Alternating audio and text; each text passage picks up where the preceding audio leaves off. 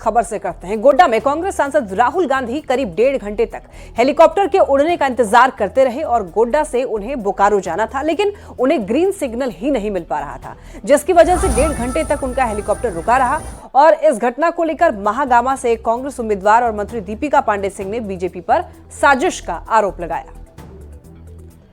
तो आपको बता दें कि हेलीकॉप्टर को ग्रीन सिग्नल नहीं मिलने की वजह से काफी देर तक राहुल गांधी को इंतजार करना पड़ा। बता दें आपको, गोड्डा के बाद उनको बोकारो जाना था और बोकारो जाने के लिए हो रहे विलंब के कारण यहां पर राजनीतिक आरोप प्रत्यारोप भी होने लगे। This is ridiculous. This is like I don't know how to express, but this is not acceptable. He belongs to a family with Gandhi family, where two of our prime ministers we have lost because of terrorism, and in cases where they were not in proper protection. And why have they compromised with the security of Rahul ji is very surprising. Reason क्या बताया? They have no reason. Just because Prime Minister of this country is in Devghar, Rahul Gandhi ji cannot cross that area. There's a protocol, we understand. But one should understand that Congress ruled the country for 70 years. No leader of opposition was denied this kind of permissions. Ranchi से एक बड़ी खबर, चुनाव में cash को लेकर छापेमारी। रांची में पुलिस ने छापेमारी की। एक निजी स्कूल में कैश रखने की सूचना पर कार्रवाई हुई। सुबह 7 बजे से लेकर के 11 बजे तक जांच पड़ताल हुई। नामकुम बीडीओ ने इसके बाद कहा कि छापेमारी में हालांकि कुछ भी हाथ नहीं लगा है। पुलिस ने यहां पर छापेमारी की। खबर मिली थी कि यहां पर कैश रखे गए हैं। चुनाव में कैश को लेकर के छापेमारी हुई। कैश की सूचना के बाद रांची पुलिस ने सरला बिरला स्कूल और उसके यूनिवर्सिटी पर दबिश बनाई। सुबह 7 बजे से यह छापेमारी शुरू हुई और दोपहर के करीबन 11 बजे से अधिक समय तक यह छापेमारी चली है। ये छापेमारी मजिस्ट्रेट और उसके साथ साथ डीएसपी के नेतृत्व में सरला बिरला स्कूल और उसके साथ साथ सरला बिरला यूनिवर्सिटी में भी देखने को मिली है। अगर सरला बिरला स्कूल की बात करें तो नामकुम के जो बीडीओ हैं, उसके साथ साथ सदर जो डीएसपी हैं, उसके साथ भारी संख्या में पुलिस बलों की तैनाती सुबह से ही की गई और सुबह से ही यह छापेमारी चल रही थी। छापेमारी खत्म होने के बाद करीबन 11:30 बजे के आसपास ये छापेमारी खत्म हुई। जब सबसे पहले तो पुलिस बल बाहर निकले, उसके बाद जब इस छापेमारी के बाद बीडीओ और जो अधिकारी हैं, ये पुलिस के वरीय अधिकारी हैं, वो भी बाहर निकले हैं। तो उन्होंने भी कहा है कि इस छापेमारी के दौरान कुछ भी नहीं मिला है। हालांकि सूचना ये मिली थी कि स्कूल में कैश है, लेकिन छापेमारी में अब तक कुछ भी हाथ नहीं लगे हैं। कैमरा पर्सन संजीव तिवारी के साथ गौरव झा, न्यूज़ 18 रांची। रांची में स्कूल में पुलिस की रेड पर सियासत तेज हो गई है। पुलिस की इस कार्रवाई को बीजेपी ने दुर्भाग्यपूर्ण बताते हुए कहा कि शिक्षण संस्थानों पर हमला किया जा रहा है, जिस पर जेएमएम ने जमकर हमला बोला। झारखंड पुलिस की पुलिसिया कार्रवाई देखने को मिला है और वो भी झारखंड के जो सत्ताधारी दल है उसके इशारे पर हो रहा है। इससे दुर्भाग्य और क्या हो सकता है। इसके पहले भी कई शिक्षण संस्थाओं के कैंपस में जाकर के पुलिसिया राज का लोगों ने उपयोग किया, दुरुपयोग किया है।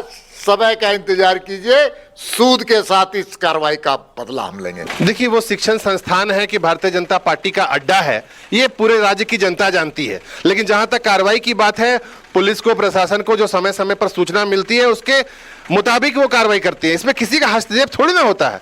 इस पर भाजपा को घबराने की क्या जरूरत है, वो सामना करे। अगर दूध का दूध, पानी का पानी हो जाएगा।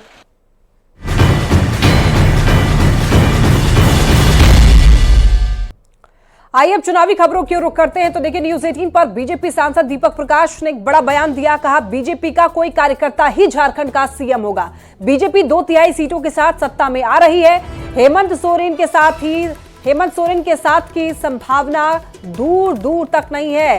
सत्ताधारी दलों को नजर आएंगे 23 नवंबर को दिन में तारे। और देखिए, इन्होंने कहा है कि विपक्ष में बैठने की भी स्थिति नहीं रहेगी उनके लिए। सत्ताधारी दलों के कई नेताओं को लेना होगा राजनीतिक संन्यास। बहुत बड़ा बयान इन्होंने दिया है और इनका कहना है कि बीजेपी के कार्यकर्ता ही कोई सीएम बनेगा।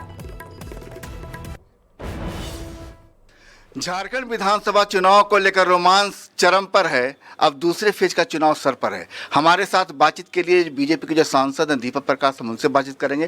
पहले फेज का 43 सीटों पर अब चुनाव संपन्न हो गया। जरा संख्या बता दीजिए, कितने सीटों पर आप आगे रहने का दावा कर रहे हैं? इतनी संख्या आएगी कि जो आज सत्ताधारी दल झारखंड मुक्ति मोर्चा और कांग्रेस और आरजेडी के लोग हैं, उनको 23 तारीख को दिन में तारे नजर आएंगे। विपक्ष में बैठने की स्थिति नहीं रहेगी, विपक्ष के नेता की संख्या भी उनके पास नहीं जुटेगी और कई लोग तो इस स्थिति में आएंगे कि राजनीति से संन्यास ले लेंगे। लेकिन उधर से पहले फेज में ये कह दिया गया कि 43 में 38 तो उनकी हो गई, 5 माह छोड़ा है आप लोगों के लिए। बड़ा दुर्भाग्य है, अभी भी जनता के आक्रोश के नब्ज को नहीं पहचान पा रहे हैं, अभी तक वो जनता के मन मिजाज को नहीं समझ पाए। अभी तो वर्तमान में पीएम मोदी के चेहरे पर हैं, चेहरा कौन होगा? कोई ट्रैवल फेस होगा या फिर कोई और? भारतीय जनता पार्टी का कोई कार्यकर्ता जिसके दिल में देश की सेवा का संकल्प हो, हमारी सैद्धांतिक अधिष्ठान सांस्कृतिक राष्ट्रवाद से ओतप्रोत हो। क्या कोई ऐसी संभावना बनती है कि अगर आपकी कुछ सीटें कम होती है और जेएमएम के साथ सरकार बनाना आपकी मजबूरी हो, तो क्या हेमंत सोरेन के सीएम के चेहरे पर आप स्वीकार करेंगे आप लोग? दूर दूर तक नहीं। हम 2/3 बहुमत से यहाँ पर सत्तारूढ़ हो रहे हैं, इसलिए किंतु परंतु का तो प्रश्न ही नहीं है। हमारी सरकार बनेगी, भारतीय जनता पार्टी के नेतृत्व में एनडीए गठबंधन की सरकार बनेगी, मुख्यमंत्री भारतीय जनता पार्टी का कोई कार्यकर्ता ही होगा। दीपक प्रकाश जी साफ दावा कर रहे हैं कि सरकार उनकी ही बनेगी, 2/3 से ज़्यादा वो सीटें ला रहे हैं, लेकिन इन्हें भी याद रखना होगा, बीजेपी को भी याद रखना होगा, संथाल अभी बाकी है। संजय कुमार सिन्हा, न्यूज़ 18 रांची। देवघर से एक बड़ी खबर मिल रही है। प्रधानमंत्री मोदी के विमान में तकनीकी खराबी की खबर मिल रही है। वायुसेना का दूसरा विमान उतारा गया है। कहा जा रहा है देवघर एयरपोर्ट पर लैंड हुआ है और देवघर से अब तक विमान नहीं उड़ पाया है। दिल्ली लौटने में देरी की खबर सामने आ रही है। तो ये बड़ी खबर बता दें आपको, प्रधानमंत्री मोदी के विमान में तकनीकी खराबी आई और वायुसेना का दूसरा विमान उतारा गया, देवघर एयरपोर्ट पर लैंड हुआ। अब देवघर से अब तक विमान नहीं उड़ पाया, जिसकी वजह से प्रधानमंत्री को दिल्ली लौटने में काफी देरी हो रही है। तो आपको बताते चलें, इसको लेकर के काफी ज्यादा थोड़ी देर पहले भी हंगामा हुआ, विमान को लेकर के, तकनीकी खराबी को लेकर के, टेक्निकल इश्यूज को लेकर के। अब खबर आ रही है प्रधानमंत्री नरेंद्र मोदी के विमान में भी तकनीकी खराबी आ गई है और इसकी वजह से चूंकि एक विमान में तकनीकी खराबी आई तो दूसरे विमान को उतारा गया। वायुसेना का विमान जो है वो उतारा गया है, देवघर एयरपोर्ट पर लैंड हुआ है और लेकिन खबर ये भी है कि अभी तक विमान नहीं उड़ पाया है और दिल्ली लौटने में उनको देरी हो रही है।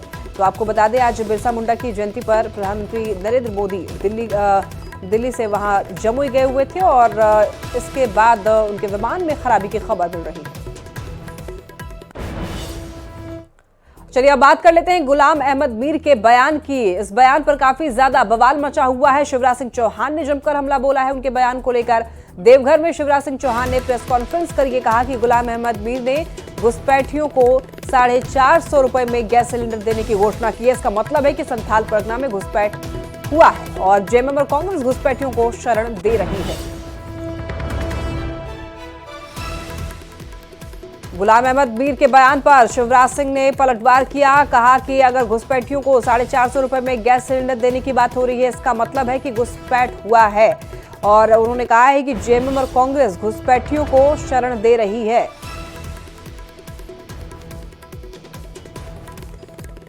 ये सूची कह रही है, ये खुफिया विभाग की चिट्ठी कह रही है सरकार की, जो खुद कह रही है घुसपैठी आ रहे हैं, मदरसों में ठहर रहे हैं, लेकिन उनके प्रदेश के प्रभारी कह रहे हैं कि हम घुसपैठियों को 450 रुपया में गैस सिलेंडर देंगे। दो चीजें इससे स्पष्ट होती है। नंबर 1, घुसपैठिए हैं।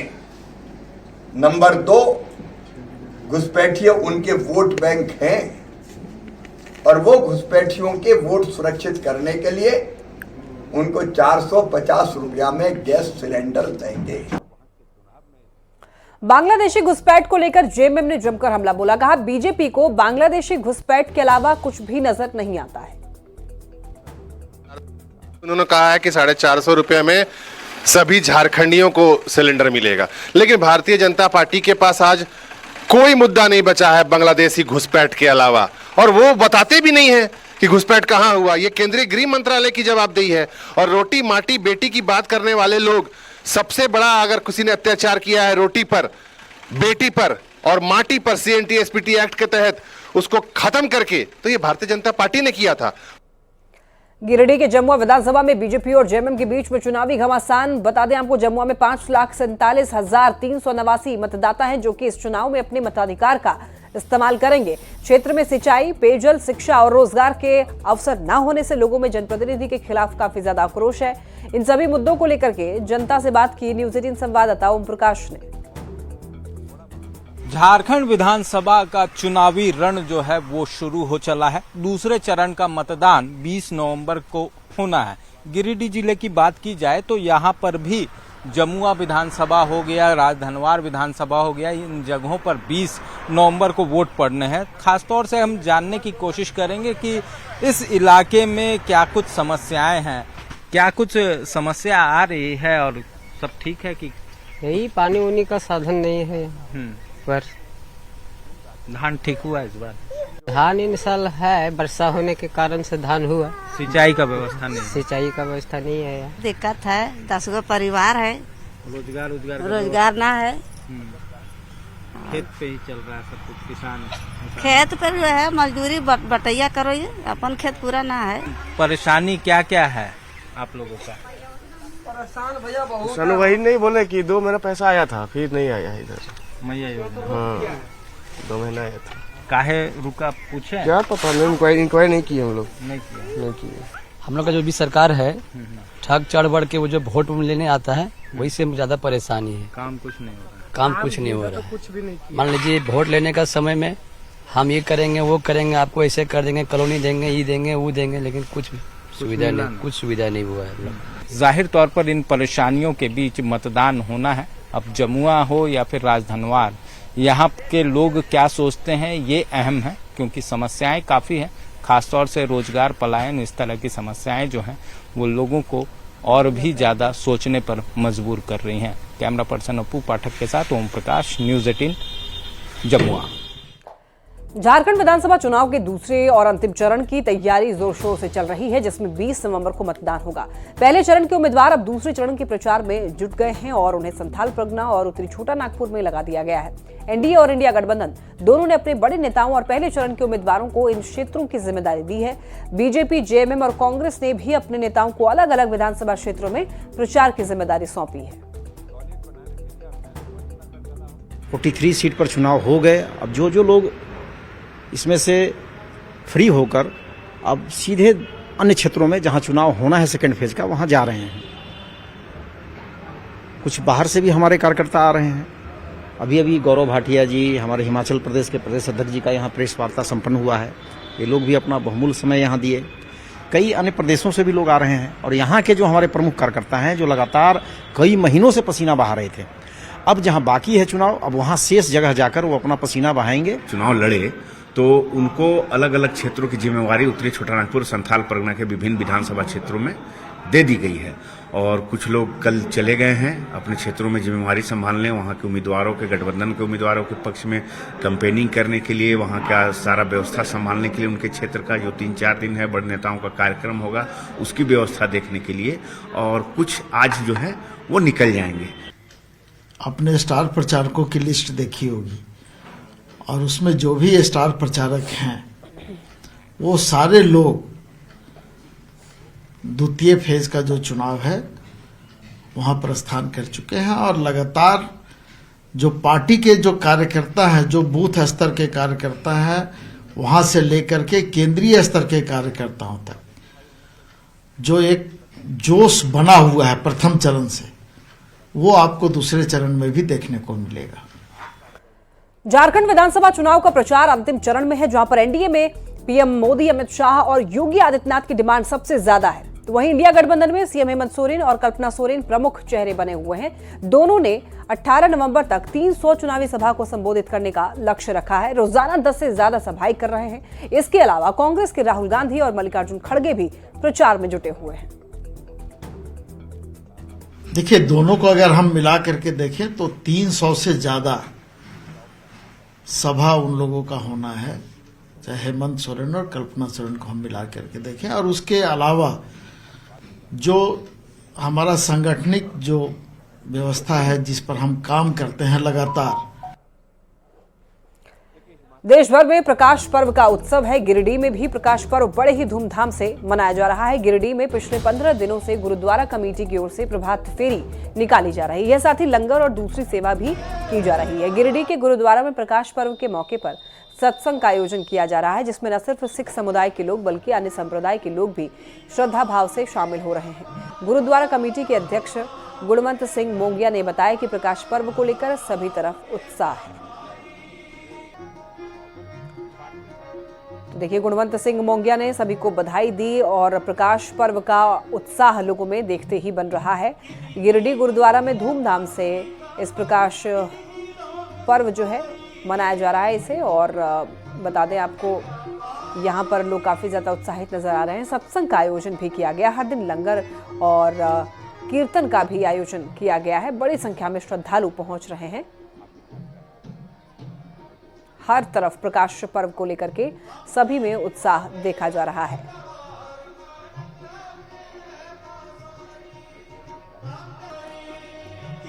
तो आपको ये बता दें कि 15 दिन से प्रभात फेरी निकाली जा रही है।